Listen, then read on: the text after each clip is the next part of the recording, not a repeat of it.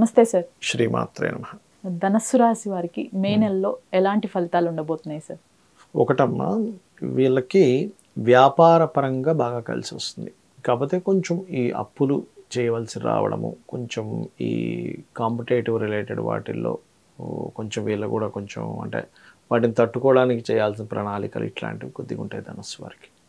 ఆర్థిక పరంగా ఇలానే ఉండబోతుంది. ఫైనాన్షియల్ గ్రోత్ అయితే ఉంటుంది, డోంట్ వరీ. ఓకే.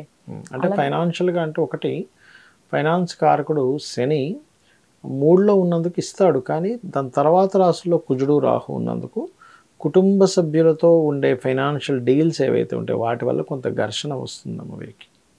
వీరికి ఎడ్యుకేషన్ పరంగా కానివ్వండి, ప్రాపర్టీస్ పరంగా ఎలాంటి ఫలితాలు ఉండబోతున్నాయి సార్?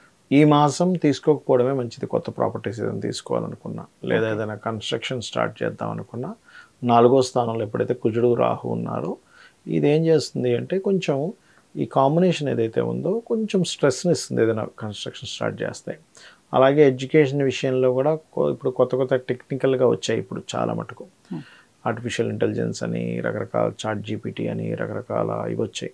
వాటికి సంబంధించిన ఇంప్రూవ్మెంట్స్ మాత్రం చేసుకోవడానికి బాగానే ఉంటుంది 4th హౌస్లో రాహు ఉన్నప్పుడు. బట్ నార్మల్ ఎడ్యుకేషన్ ఏవైతే ఇప్పుడు 10th ఇంటరో లేకపోతే డిగ్రీయో ఇట్లాంటివి చేసే వారికి మాత్రం కొంత ఇబ్బంది అనేటువంటిది, కొంత స్ట్రెస్ అనేటువంటిది మాత్రం ఉంటుంది. ఆ స్ట్రెస్ తగ్గాలి అంటే శ్యామలా దండకం చేసుకుంటే సరిపోతుంది. వీరికి ఆరోగ్యపరంగా ఎలా ఉండబోతుంది సార్? ఆరోగ్యపరంగా అంటే ఒకటే, కొంచెం ఫ్యాట్ ఉంటారు చూసారమ్మ చాలామంది.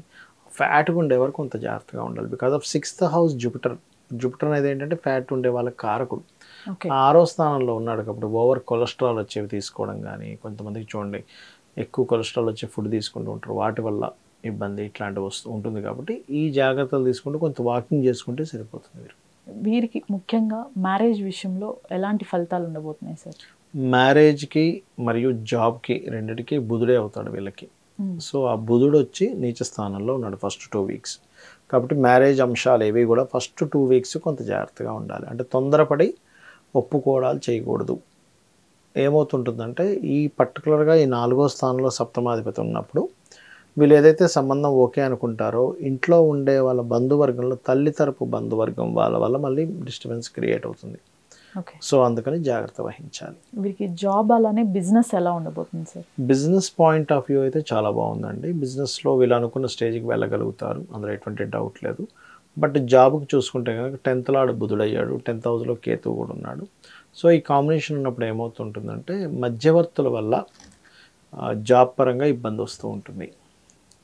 అంటే మధ్యవర్తులు మిస్లీడ్ చేస్తూ ఉంటారు, బాస్కి మీకు మధ్యన ఉండు, అటువంటి వాటి వల్ల ఇబ్బంది వస్తుంది. కాబట్టి నిజంగానే బాస్ మీ మీద అట్లా అనుకుంటున్నాడు అంటే వీళ్ళు ఏం చేస్తారంటే బాస్కి ఒక మాట చెప్పడం, వీళ్ళు ఒక మాట, ఇట్లా మిస్లీడ్ చేయడం వల్ల ఇబ్బంది వస్తుంది. కాబట్టి జాగ్రత్త తీసుకోవాలి. ఈ రాశి వారు తీసుకోవాల్సిన జాగ్రత్తలు ఏంటి సార్?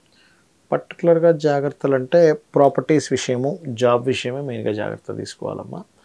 అండ్ అట్లాగే తల్లిగారి ఆరోగ్యం కొంచెం ఏమైనా ఇబ్బందిగా ఉంటే మాత్రం ఈ టైంలో కొంత కేర్ తీసుకోవాల్సిన పరిస్థితి ఉంది. బికాజ్ ఆఫ్ 4వ స్థానం అంటే మాతృస్థానము, విద్యాస్థానము, అసెట్ స్థానం అంటారు. ఆ స్థానంలో కుజుడు రాహు ఉన్నారు. సో ఈ 2 గ్రహాల యొక్క ఎనర్జీ ఏంటంటే ఒక డిఫరెంట్ దాన్ని క్రియేట్ చేస్తూ ఉంటుంది. ఇప్పుడు నీరు, ఇప్పుడు చూడండి పెనం మీద వాటర్ వేసాం, ఏమవుతుంది, చర్రం అంటుంది. అది అంటే డిఫరెంట్ ఎనర్జీస్, అది fire and water energy. So watery సైన్లో ఫైరీ ప్లానెట్ వచ్చి కూర్చుంది అక్కడ, అండ్ రాహుతో కలిసి కూర్చున్నది. అందుకని ఈ విషయాల్లో జాగ్రత్తగా ఉండాలి. ఈ రాశి వారు చేసుకోవాల్సిన పరిహారాలు ఏంటి సార్? పరిహారాలు కనుక చూసుకున్నట్లయితే పర్టికులర్గా మీరు లక్ష్మీ నరసింహస్వామి ఆరాధన చేసుకోవడం మెయిన్గా చాలా ముఖ్యమైనటువంటి అంశము. అండ్ అదేవిధంగా దుర్గా స్తోత్రాలు, ఎందుకంటే కుజుడు రాహుతో ఉన్నాడు కదా, దుర్గా స్తోత్రాలు లేదా ఓం దుమ్ దుర్గాయ నమః అనే మంత్రము చేస్తూ కొంచెం కంపల్సరీ. ఇప్పుడు చూడండి కొంతమందికి ఇప్పుడు 4th హౌస్ బాగాలేదని చెప్పాను, అసెట్స్ తీసుకోవద్దని చెప్పాను, కానీ వాళ్ళకి అదే పని అవుతుంది. రియల్ ఎస్టేట్లో ఉంటారు, లేకపోతే కన్స్ట్రక్షన్ ఫీల్డ్లో ఉంటారు, కానీ వాళ్ళకి తప్పదుగా. అలాంటి వాళ్ళు ఏంటంటే కొంచెం ఆంజనేయ స్వామి లేకపోతే నరసింహస్వామి ఆలయం, దుర్గా ఆలయానికి రెగ్యులర్గా వెళ్తుంటే ఈ దోషం వీళ్ళ మీద ఉండదు. ఈ రాశి వారు ఇవి కాకుండా సార్ ఇంకా ఈ నెలలో ఇది కాకుండా ఇంకా చేసుకోవాల్సినవి కానీ ఏమైనా ఉన్నాయా? అంటే ఒకటే అమ్మా, మెయిన్గా మనము గోచార ఫలితాలతో పాటు జన్మజాతకం కూడా చూసుకోవాలి ఎప్పుడు కూడా. పర్టికులర్గా ఏంటంటే ఒక వ్యక్తి మనం కేవలం జాతకం చూసి వ్యక్తి ఇలా ఉంటాడని చెప్పొచ్చు. జ్యోతిష్శాస్త్రం యొక్క గొప్పతనం అంటే లగ్నం బేస్ మీద ఉంటుంది. ఆ వ్యక్తి ఏ లగ్నం ఉన్నప్పుడు జన్మించాడు, ఆ లగ్నాధిపతి ఉన్న స్థితిని బట్టి వాళ్ళ లైఫ్ ఉంటుంది. అంటే బాగా కోపంగా ఉంటాడా, గొడవలు పడుతూ ఉంటాడా, ప్రశాంతంగా ఉంటాడా, ఎక్కువగా తిరుగుతాడా, లేకపోతే ఎక్కువ బిజినెస్ లైన్లోనే ఎక్కువగా ఆలోచిస్తూ ఉంటాడా, లేకపోతే ఎక్కువ ఎంజాయ్ చేస్తాడా అని ఎవ్రీథింగ్ ఉంటాయి. కాబట్టి లగ్నం ఎక్కడ ఉంది, అసలు మీ లగ్నాధిపతి ఎలా ఉన్నాడో దాన్ని బట్టి అది ఏదైనా పాపకత్తెరలో ఉంటే దాన్ని సెట్ చేసుకోవడం కూడా వీళ్ళ లైఫ్ బాగుంటుంది. అంటే మీ పర్సనల్ చార్ట్లో. అలా కాకుండా కొంతమందికి ఫైనాన్షియల్ ప్లానెట్ బాగోదు వాళ్ళ జన్మజాతకంలో పర్సనల్ చార్ట్లో. సో అప్పుడు ఆ ఫైనాన్స్ ఇచ్చే ప్లానెట్ ఏది అసలు చాలామందికి తెలియని విషయం, ఎందుకు ఇబ్బంది పడుతుంటారంటే వీళ్ళకి ఫైనాన్స్ ఇచ్చే గ్రహం ఒకటవుతుంది, వీళ్ళు ఇంకో వైపు ప్రయత్నం చేస్తూ ఉంటారు. అంటే సింపుల్గా చెప్పాలంటే వీళ్ళకి మెడికల్ దాంట్లో ఉందనుకోండి, వీళ్ళు మెడికల్ రిలేటెడ్ ఏం చేసినా కలిసి వస్తుంది. వీళ్ళు తెలియక ఏం చేస్తారంటే మెడికల్ సైడ్ కాకుండా ఇంకోటి ఏదో ఈ కార్ షోరూమ్ పెట్టుకోవడమనో లేకపోతే ఇంకోటి ఏదో బిజినెస్ చేస్తూ ఉంటారు. వీళ్ళకి కలిసి రాదు. అరే ఇన్ని తెలివితేటలు ఉన్నాయి నాకు, చాలా తెలివి తక్కువ ఉన్నవాడు సంపాదిస్తున్నాడు, నేను సంపాదించలేకపోతున్నాను, ఫ్రస్ట్రేట్ అవుతూ ఉంటారు. ఎందుకు అంటే యోగం ఒక దగ్గర ఉంటే ఇంకో పని చేస్తున్నాం మనం. అంటే వాటర్, ఇప్పుడు ఒక స్థలం ఉంది, వాటర్ అక్కడ పడుతుంది, తీసుకొచ్చి ఇక్కడ బోర్ వేస్తున్నాం, వాటర్ ఎక్కడి నుంచి వస్తుంది? రాదు కదా.